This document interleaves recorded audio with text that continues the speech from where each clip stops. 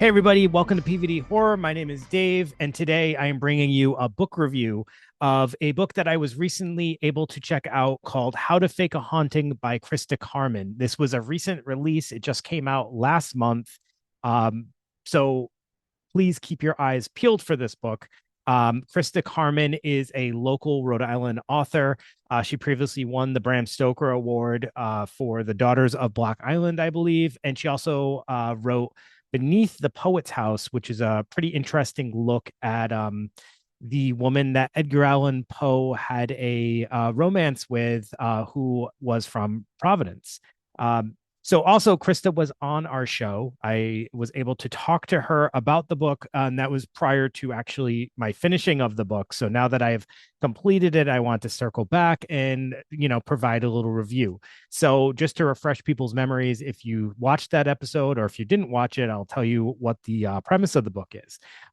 So the synopsis that I found said, it said that Lainey Taylor is being pushed to the brink by her alcoholic husband, Caleb, prone to hallucinations and erratic behavior. It's only a matter of time before he puts Lainey's life and their daughter, Beatrix, is in jeopardy.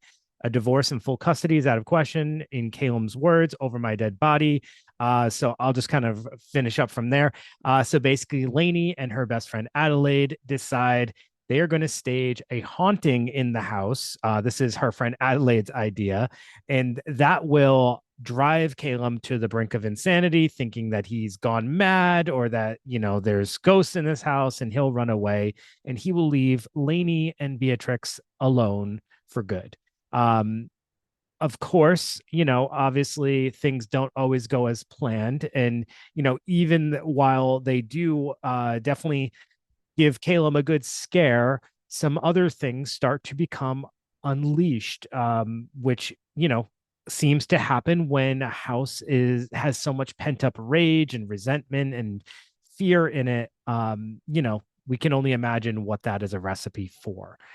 So at some point there has to be some kind of reconciliation with Caleb to move forward together to fight whatever is going on in the house and to, avoid dying. So that's pretty much the premise of the story. It is a really fascinating synopsis. Like, I had never read anything quite like this as far as, plot wise.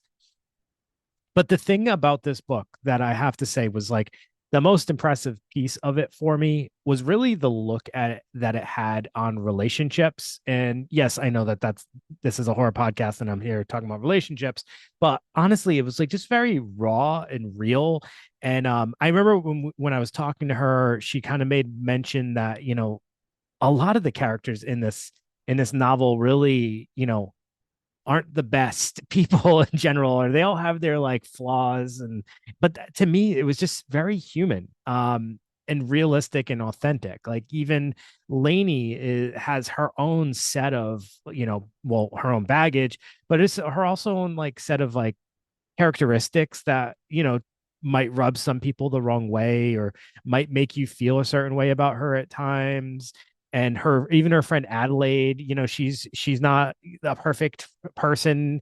And Caleb, obviously, right off the bat, we have like this real early like feel negative feeling towards him. But as the novel goes along and you start to kind of discover who our other main characters are, you start to like feel, I think, a little less angry at him.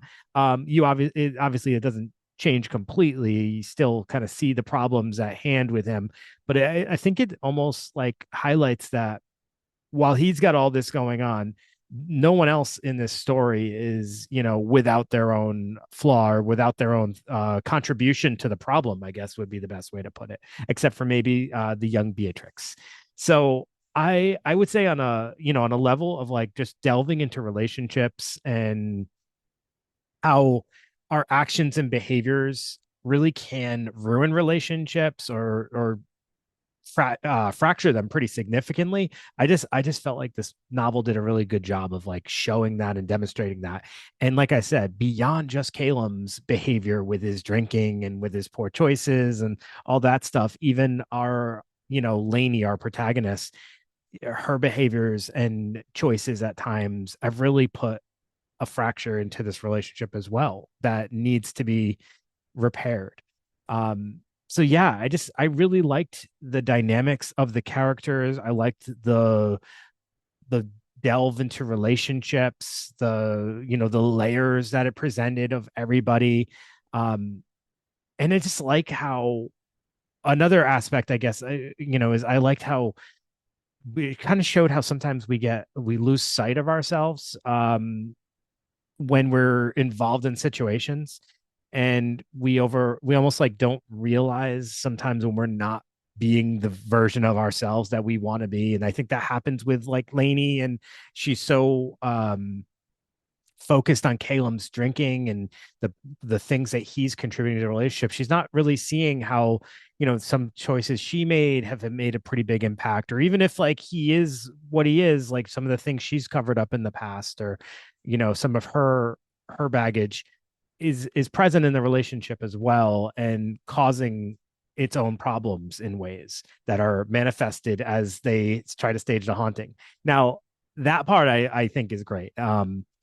They go through these great extents to make this haunting happen, and just the details of it and all the the intricacies are just really impressive. It actually makes me wonder, would this work? Could you stage a haunting with someone you're living with and not have them know? I mean, obviously, Caleb in the story is pretty intoxicated most of the time this is happening, but it's really interesting to think, would this work? And would someone could you drive someone to the point of madness where they would just leave? I would love. I shouldn't say I would love. It would be really interesting to hear if this was actually something that could be done. And I love, like, when she was on, she told me like how this story kind of developed was a prank she played on her husband when he fell asleep, and she was basically gaslighting him into thinking that someone had taken his phone and taken pictures of him while he was sleeping. So, I mean, I guess in a way, like in quick bursts, you can see how this happens, but she carries on this haunting for quite some time with her friend Adeline. It's interesting to think if this could actually work.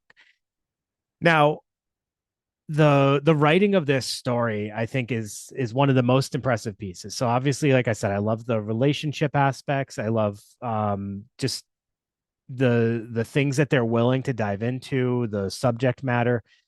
She Christa Carmen really can craft a beautiful story too, though, like with her writing. I think the writing style it was it was really like, what's the word I want to say? It was top notch. It was basically, for me, it was like it enhanced the story the way that she wrote it.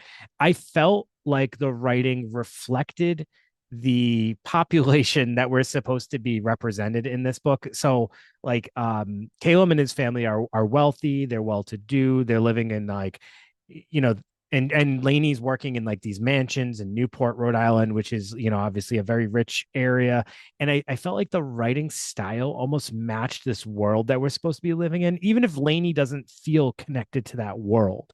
So like the contrast is almost like how the behaviors don't match the way that this world is supposed to be, right? And as we all know in today's society, that like obviously not everything is what it seems, and sometimes even the wealthiest communities can have their issues like this, which I think this story kind of highlights. Um, the writing's kind of a part of that as well. Like she has this beautiful writing style that's representative of this wealthy culture, but yeah, we're talking about like haunting, staging a haunting, and like all these like crazy things. So it's a little bit of that dynamic, that contrast dynamic, which I thought was really fascinating and interesting. So being a horror podcast and this being about haunting, um the fear that this book kind of brings up, and the haunting part of it. So obviously, I alluded to some things happening because of the rage in the house, and the resentment that's built up, and how it has manifested like this evil spirits. I thought that was such a fascinating take.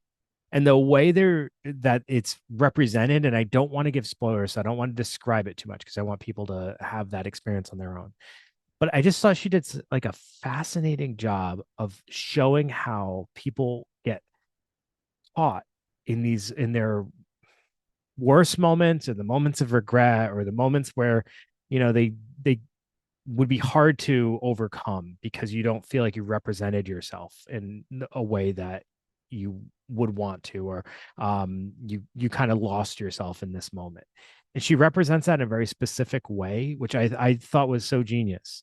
um there is elements of like tenseness and fear. I mean, it's not like a horror slasher or anything like that. It's more just like, it's a haunting. It's like a ghost story. Like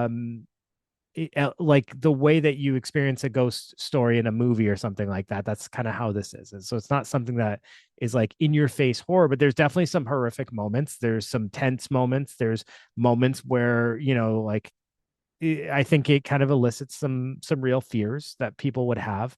It's just a great overall read because I feel like it just captures so much of human element, and ghosts are all about the human element, right? It's where they're like the representation of what we are or what we once were. And there's that connection right there. What we once were. I think like we talked about, like if you're getting lost in a relationship, you're getting lost in the issues of the relationship. That's kind of what the a ghost can represent at times. And this story really delves into that, and what not processing and not getting past some of those issues and those hurt moments and things like that, what builds, what's left behind that continues to just resonate and grow. um it's super damaging to everybody involved, and and the young ones that are involved in the family. So yeah, this is just a great read. I can't recommend this book enough. It really, really impressed me. So yeah, How to Fake a Haunting, Christa Carmen. Make sure you go check this out. Like I said, it released last month, so it's accessible on Amazon or probably your local bookstore. Um, I definitely recommend it. It's a great read, and honestly, it made me immediately when I was done. I was like, all right, I gotta find. I have to find more. I have to get to some of her past books, and just kind of catch myself up because I was really impressed with this. So yeah, I can't wait to see what comes next from her, and also catch up on like those previous novels. And yeah, so thank you for checking out this book review. I'll be back in a few weeks with another one. I got another sort of local author that I'll be reviewing, Massachusetts. So yeah, I will see you then. But for now, How to Fake a Haunting, Christa Carmen. Go check it out. You'll be glad you did. See you later.